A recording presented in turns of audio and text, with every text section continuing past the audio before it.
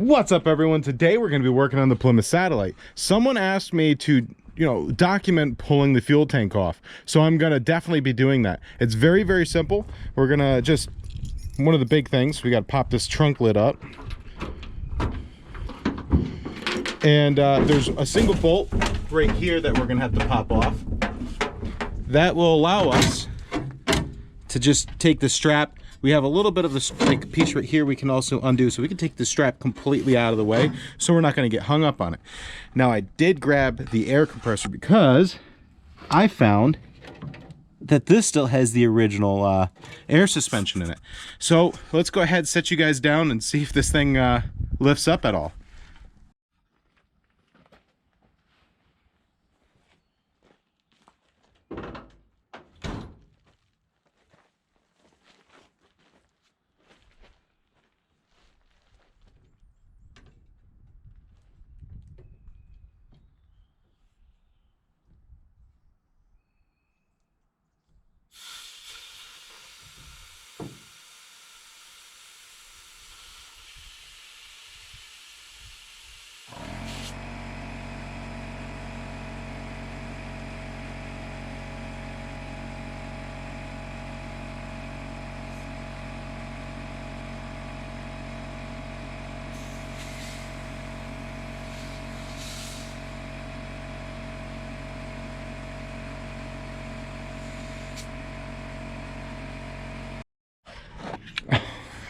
That's great.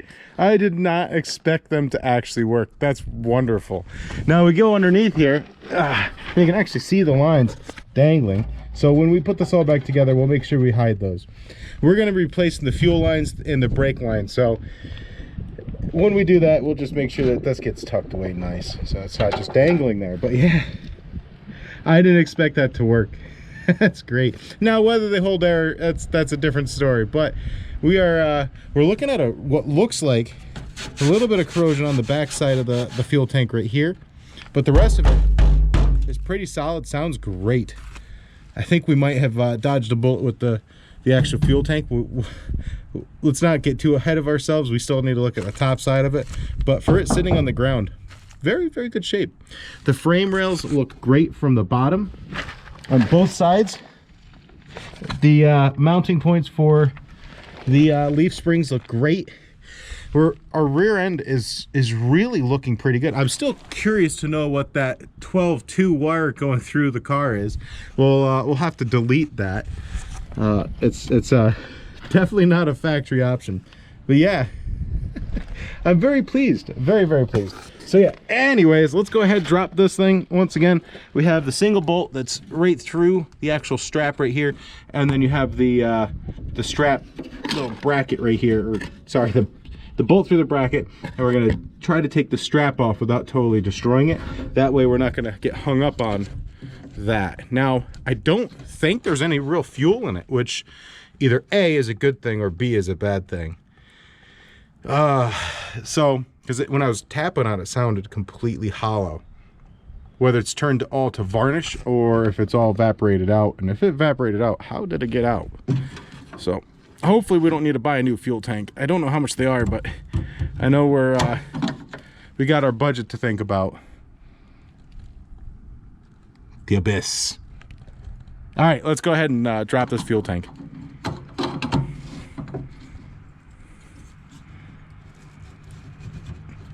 So that bracket came out very easily.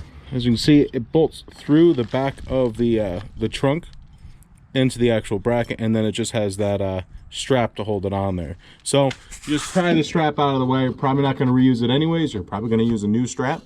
And next thing we got to do is head underneath here. Like I said, I am still overly impressed with the overall condition of the bottom of the fuel tank. Let's hold our overall hopes and dreams until after we drop it down. But the studs that hold these straps in are pretty corroded, so I have a feeling we're gonna have to hit it with a little bit of penetrant oil and use a breaker bar to get these out. Once it comes out, it should just hinge down, and then we should be able to just disconnect all the fittings off the top of it. But make sure your vehicle is well prepared for this. I find if you use the axle as your jack points, it's not going to go anywhere. I did the bump test. It really shouldn't. The other big thing is I do need to go get the drive shaft out of there today, because we pulled the transmission out yesterday, and it was just, I have a rule of thumb. If it's snowing out, you keep working until you can't feel your fingers. And then after you can't feel your fingers, you work a little bit longer. And at that point, I couldn't get underneath here. So we'll do that today. We won't leave that out there much longer. And at some point, we should pop that open and do a gear oil change and check the overall condition of the rear end. Hopefully it's not totally scattered, but I have a feeling we'll be fine. That's a pretty resilient rear end. But yeah, let's get this thing sucked out of there. And once again, it really sounds like there's no fuel in it.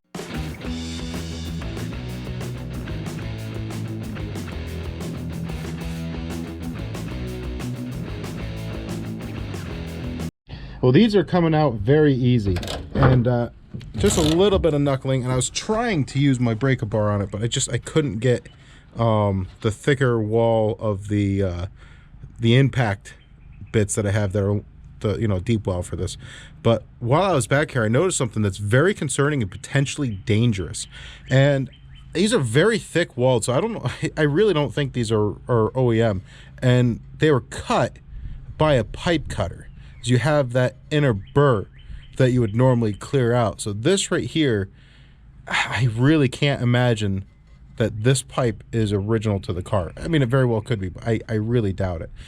And another indicator to me is this is actually bent in a close radius bender, not a it's a very aggressive bend. You see the shape of it and how it kind of necks in. So with that in the burr, I really don't think these are OEM. The thing that makes these dangerous is if you look at this one right here, it's actually up inside of this rear valance, and you can see that it was actually doing this for a while. The reason why this is dangerous is this could actually lead to carbon monoxide entering in your cabin. So be very careful.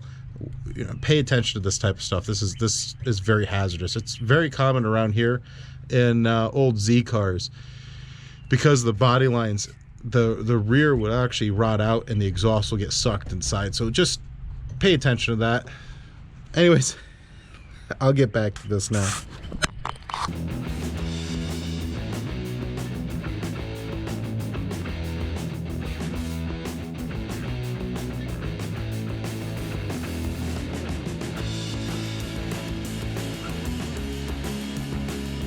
Now that we got it hinging down, like you can see right here, we want the front of the fuel tank to hinge down like a piano almost.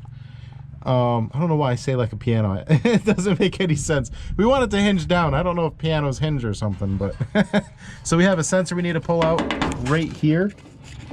And then I'm just gonna cut this fuel line because we're gonna replace it anyways. But remember, our filler neck is going through the rear valance towards the license plate. So we want to hinge it to a certain point and then have it go straight back towards the front. And once we get this out, we'll do a little bit of evaluation. As still, I am very impressed with the rear frame rails. They're in fantastic shape, just like the front frame rails, except for I don't even see a little bit of, anything to worry about. Other than, brake lines, fuel lines definitely need to be replaced. But we'll do a little bit more of evaluating of what's going on after we get a little bit further into this.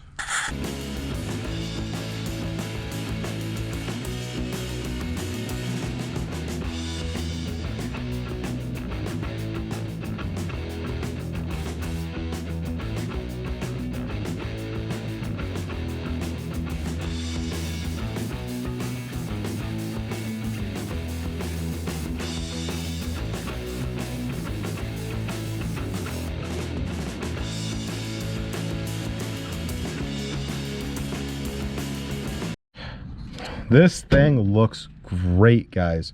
I don't see any reason why we can't reuse this. Just clean it out and we're good to go.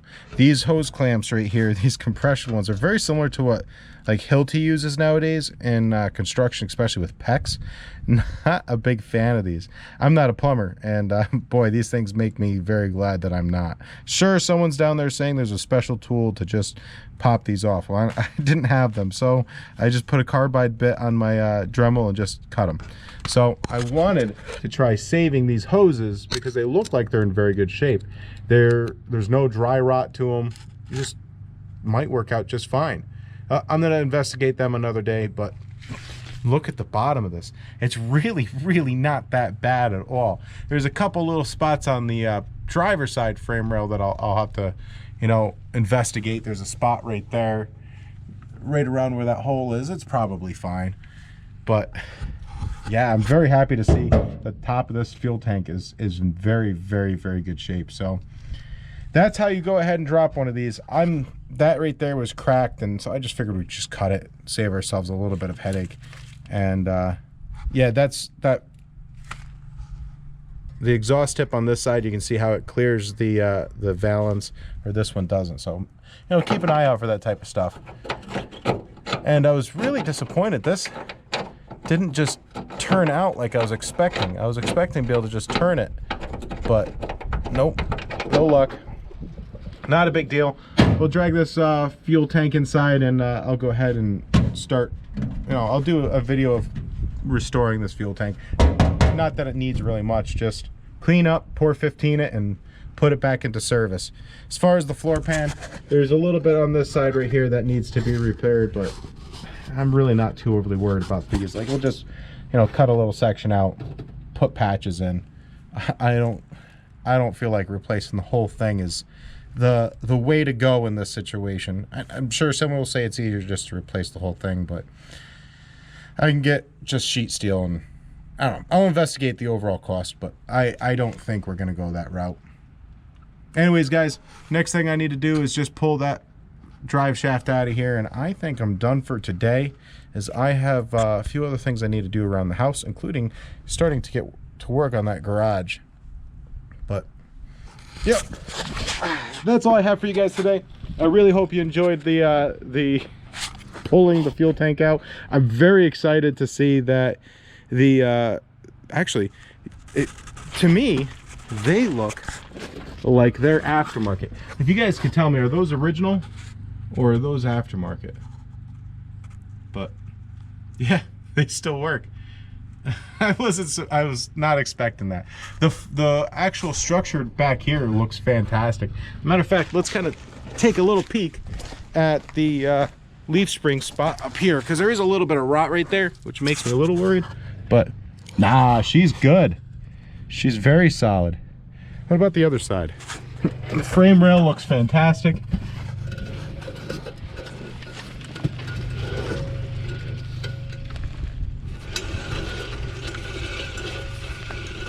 A little bit of grinding in there, but it sounds like it's just from the brakes. But we'll get this all torn apart, check it out. This side, wow, looks good. Cool.